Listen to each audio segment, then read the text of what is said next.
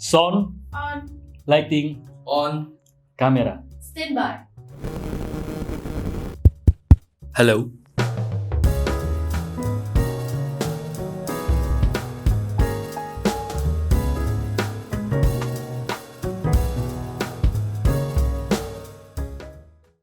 Halo Sobat Jokpro, ketemu lagi bersama gue Timothy Vantriono, Sekjen Jokpro 2024 dalam Pojok Pro, Podcast Jokpro. Nah, di episode kali ini gue sudah kedatangan sosok perempuan, kakak yang cantik, kakak yang speak up, berani speak up, dan bergerak di bidang-bidang kemanusiaan dan khususnya aktivis sosial.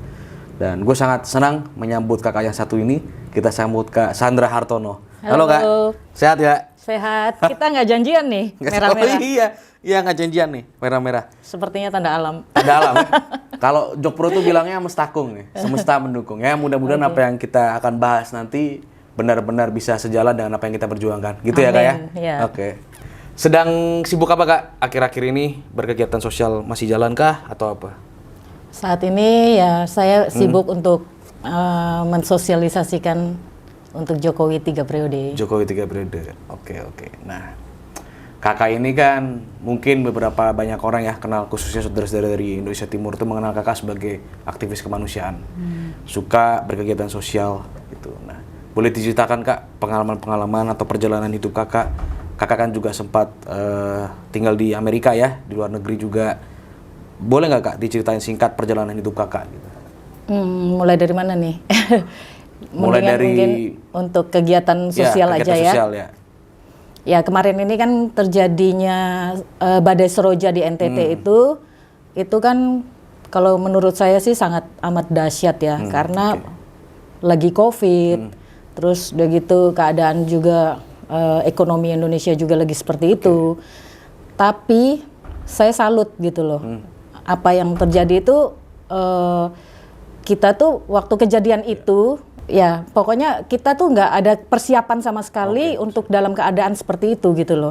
Nah waktu kejadian itu tiba-tiba kami tuh lagi acara diteleponin sama dari kantor penghubung NTT bahwa ada kejadian seperti ini. Nah waktu kami datang ke sana dan kita bikin satu buah logo yaitu Satu Hati untuk NTT. Nah pada saat itu juga tanpa diprediksi sama kita begitu banyaknya sumbangan yang masuk. Donasi yang masuk. Iya, donasi-donasi itu dari seluruh orang-orang di Jakarta itu benar-benar mereka tuh dari pagi sampai malam kita nggak stop tuh menerima semua itu sumbangan-sumbangan itu. Sampai akhirnya yang kita pusing lagi adalah bagaimana mendistribusikan ke daerah. Berarti donasi gitu itu dikumpulkan di Jakarta. Terkumpul di kantor penghubung. Ya, sampai penuh tuh, sampai hampir ke jalan-jalan. Nah, pada saat itu saya ingat, oh ya saya punya teman, itu kebetulan dia sebagai komisaris PT Pelni. Saya undanglah dia untuk mau terlibat dalam hal ini. Akhirnya melalui beliau, kita bisa kirim tuh sekitar 200 ton. 200 ton ke distribusikan ke NTT. Setelah itu kira-kira 1 minggu kemudian saya udah mesti berangkat ke Amerika. Nah itu terhenti karena peraturan pemerintah itu menyatakan bahwa PPKM semua pelayaran laut, udara, darat di stop, nggak boleh kecuali ada hal-hal urgent. Ini sedangkan barang masih menumpuk. Nah ini yang tersisa ini bagaimana cara mendistribusikan kembali gitu loh. Akhirnya saya menghubungi teman saya yang kebetulan ada di PDIP, saya hubungin dia, saya bilang, Mas, boleh nggak bantu saya nih untuk mendistribusikan sisa barang ini? Nah, akhirnya dia hubungin ke Amerika, ke Bara JP punya ketua di Amerika. Nah, dari situlah mereka hubungin ke Pak Pratikno. Pak Pratikno minta tolong Menteri Perhubungan untuk hubungin saya. Mas BKS. BKS. Jadi pagi-pagi saya terima WA dari Pak BKS. Mbak Sandra, ini ada kendala seperti ini katanya. Oh iya Pak, saya Menteri Perhubungan Budi Karya Sumadi. Oh iya, saya perlu banget bantuan Bapak, saya bilang gitu kan. Karena anak-anak NTT ini udah marah gitu loh. Maksudnya dalam arti mereka nih membantu pemerintah untuk menyalurkan bantuan, tapi kan tidak direspon. Sampai udah bikin surat ke TNI waktu itu Panglima ini ABRI apa segala macam, tapi tidak direspon gitu loh. Nah, ya alhamdulillah, puji Tuhan, akhirnya Pak BKS menjembatani kita kembali melalui PT Pelni untuk mendistribusikan kembali barang-barang itu. Dan satu hal yang harus diketahui ya, kita tuh sampai daerah-daerah yang tidak terjangkau oleh pemerintah itu kita masuk. Kita bisa ini lakukan itu gitu loh. Menarik Kak. Apa sih Kak yang ngebuat Kakak pernah tinggal di Amerika, pasti punya bisnis sendiri? Maksudnya hidup Kakak itu sudah oke lah gitu. Apa motivasi Kakak sampai Kakak itu masih mau bergerak di bidang sosial, mau membantu saudara-saudara dari Indonesia Timur khususnya NTT, bikin kegiatan-kegiatan seperti itu? Apa sih Kak motivasi dalam diri Kakak gitu? Paling ya memang itu panggilan jiwa gitu. Panggilan jiwa yang mendorong. Iya. Menarik guys. Menarik Sobat Jokpro ya, apa yang dilakukan Kak Sandra ini. Nah, selain berkecimpung di aktivis kemanusiaan dan sosial, Kakak juga punya ketertarikan nih dalam dunia politik, isu-isu politik, isu-isu kebangsaan gitu ya, isu-isu kebangsaan. Nah, apa sih Kak yang ngebuat Kakak itu tertarik juga melihat atau memiliki concern terhadap isu-isu kebangsaan Kak? Saya tuh tipikal orang yang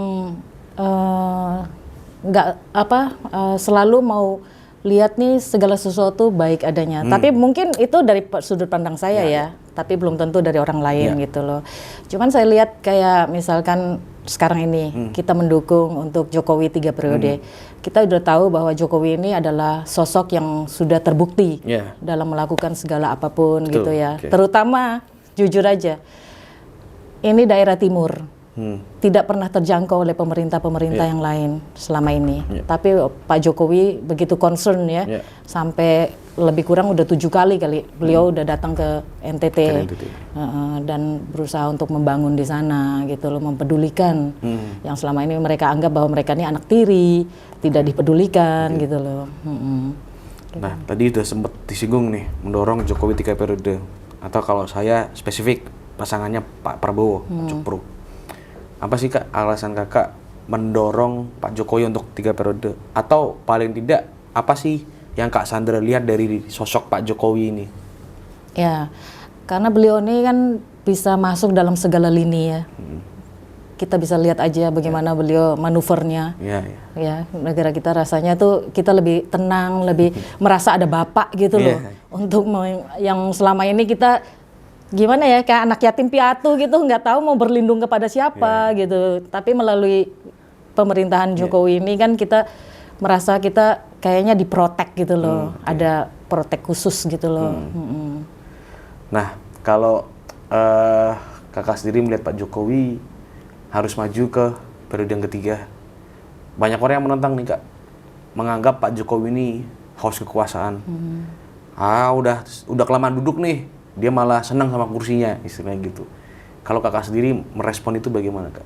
Menurut saya Pak Jokowi nggak punya ambisi untuk itu ya, gitu loh. Justru ini adalah keinginan murni dari kita masyarakat untuk mendukung beliau gitu loh, ya kan?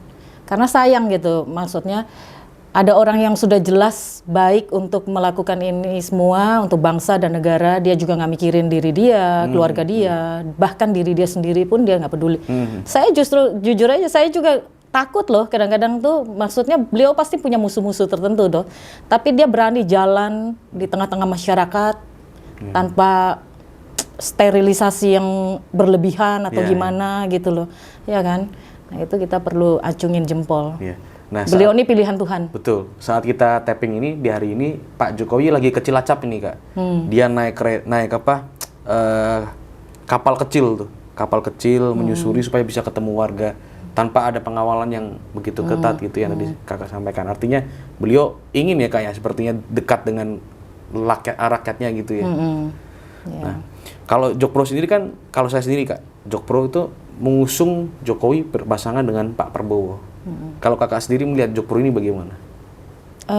Saya justru surprise banget ya, karena apapun saya juga mantan dari Gerindra, gitu loh. 2012 tuh saya di Gerindra dan saya pendukung yang militan banget untuk Pak Prabowo waktu itu.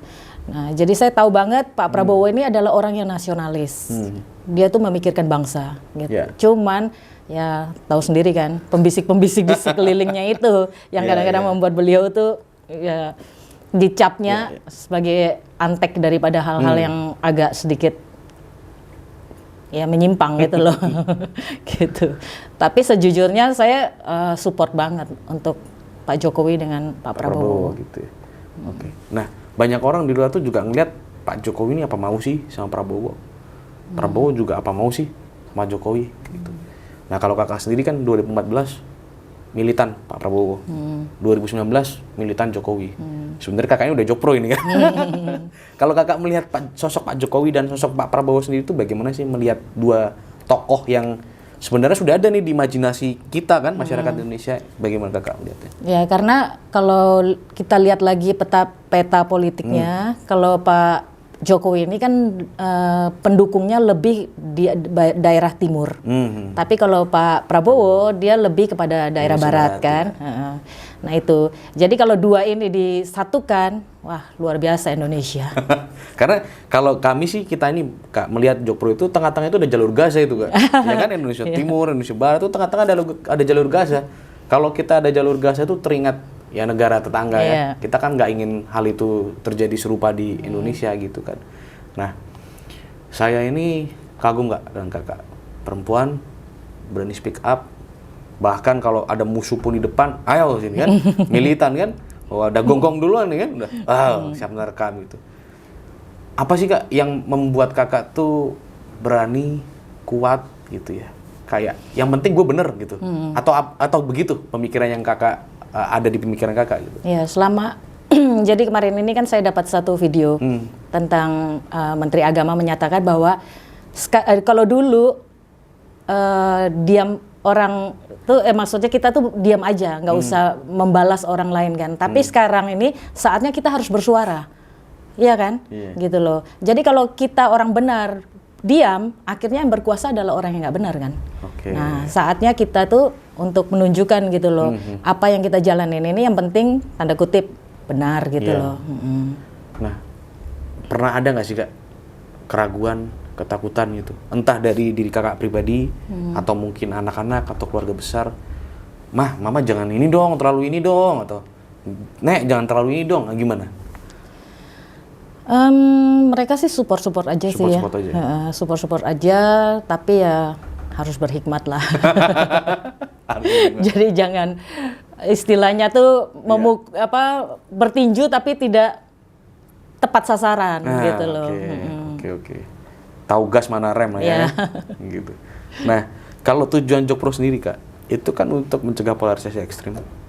Ya kita nggak bisa menutup mata lah bahwa sejak 2014 Pilgub DKI ya 2017 kakak juga aktif di situ juga 2019 kita terbelah cebong kampret ya dengan segala macamnya bumbu-bumbunya lah. Bagaimana kakak melihat polarisasi di Indonesia? Apakah itu harus kita cegah supaya NKRI tetap solid, tetap satu, atau ya itu wajar dalam dunia demokrasi gitu? Sebetulnya kan ada peribahasa bilang kalau misalkan orang yang kita berbicara tapi kita kena hukumannya itu kan udah namanya tirani, ya kan? Tapi kalau juga diberi kebebasan tapi kebablasan akhirnya juga nggak bagus gitu loh. Nah di sini ini harusnya tugas pemerintah bukan kita rakyat gitu loh. Bagaimana mereka membendung hal-hal yang terlalu ekstrim untuk menjadikan negara ini kan jadi nggak aman gitu loh, ya toh. Gitu. Nah, ada pesan nggak nih Kak untuk Sobat Jokpro semua yang menonton ini? Karena kan kebanyakan masyarakat kita itu masih sering sumbu pendek nih, gampang terpancing, lihat WhatsApp grup sedikit, wah apa nih? Padahal mereka belum ngecek nih hoax atau beneran gitu. Ada nggak yang bisa disampaikan kepada mereka supaya lebih wise, lebih bijak gitu dalam merespon sesuatu?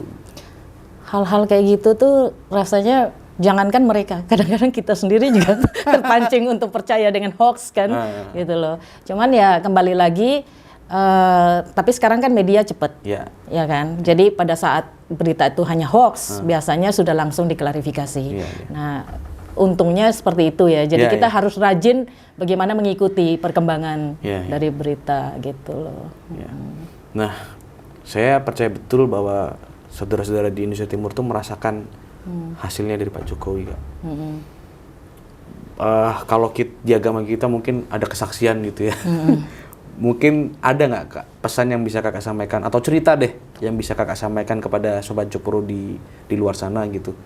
Bagaimana tentang berdampak positif dari Pak Jokowi, pemerintah Pak Jokowi ini kepada ya paling nggak kampung halaman Kakak deh gitu.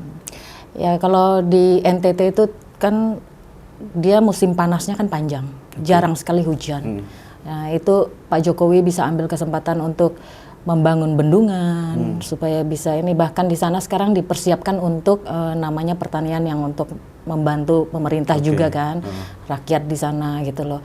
Itu aja satu contoh aja yang membuat saya tuh surprise juga ya, maksudnya dia nih orang yang smart gitu loh. Dan dia benar-benar memetakan Indonesia tuh sangat luar biasa. Apa yang dibutuhkan benar-benar dia wujudkan gitu loh. Salah satu aja juga seperti Papua. Selama ini mereka beli bensin begitu mahal, sekarang bisa satu harga sama dengan Jawa. Ya kan? Itu kan luar biasa gitu loh. Bertahun-tahun tuh, kasihan banget tuh mereka. Nah, kalau sempat ada pemikiran nih, bahwa Pak Jokowi itu bagus nih di infrastruktur, tetapi lemah dalam penegakan hukum nih, Kak, atau lemah dalam isu-isu anti korupsi misalnya. Bagaimana menurut Kakak melihat sikap Pak Jokowi nih? Apakah Pak Jokowi sudah tepat, tracknya sudah tepat, atau ada yang perlu ditambahi lah gitu, dibenahi gitu? Kalau saya lihat udah bener ya, karena sekarang ini kan kita lihat sendiri bagaimana koruptor-koruptor yang itu masa-masa lalu tuh nggak bisa ketouch sama sekali kan, sekarang mulai di iniin gitu loh, dan step by step lah gitu. Tapi kita bisa melihat bahwa apa yang menjadi kinerja dari Pak Jokowi itu sangat luar biasa dan sudah terbukti deh semuanya gitu loh. Sayang gitu ya kalau sampai aduh ini juga maksudnya gini loh, apa namanya, kayak di Amerika mau ganti 1000 presiden pun itu tetap bisa berjalan karena apa, sistem sudah ada. Tapi di negara kita nih sistem belum ada, apalagi GBHN udah lama nggak dijalanin, ya kan, baru sekarang ini mulai lagi kan gitu loh. Jadi kalau dengan mungkin kita kasih kesempatan lagi pada Pak Jokowi untuk melanjutkan, mungkin sistem ini sudah semuanya dibenahin, itu kan yang untung kan kita masyarakat, iya kan, gitu loh. Kita semua pasti berharap yang terbaik ya, Kak, untuk Republik ini gitu ya. Terlepas ide dan gagasan kita diterima oleh petinggi ya, apakah bisa direalisasikan ya itu soal lain. Yang penting kan kita sebagai warga masyarakat punya hak ya untuk menyampaikan pendapat kita. Nah, terakhir, Kak, penutup, ada nggak pesan untuk Sobat Jokpro semua untuk terus menjaga keragaman, menjaga kebinekaan, menjaga Indonesia agar selalu tetap solid? Istilahnya itu NKRI harga mati mungkin. Nah, pesannya apa, Kak, kepada Sobat Jokpro semua agar terus menjaga itu? Ya, kita kan sudah beberapa kali kan lihat contoh bahwa kita salah memilih, ya kan, salah memilih pemimpin. Jangan sampai ini hal terjadi lagi, terulang kembali gitu loh. Apalagi untuk negara gitu kan. Kalau bicara soal DKI aja atau apa ya itu urusan lain. Tapi ini bicara negara gitu. Jadi menurut saya kita harus punya tekad untuk Jokowi 3 periode. Siap, terima kasih Kak Sandra atas waktunya. Sama-sama. Demikian Sobat Jokpro, perbincangan menarik saya dengan Kak Sandra yang mungkin ya bisa sedikit memberikan pandangan dari sisi perempuan, aktivis perempuan yang berani menyuarakan aspirasi, berani menyuarakan gagasan pendapat dan juga bahkan berdampak bagi masyarakat khususnya di kampung halamannya. Sampai jumpa di Pojok Pro episode selanjutnya. Saya dan Kak Sandra izin pamit, salam Jokpro.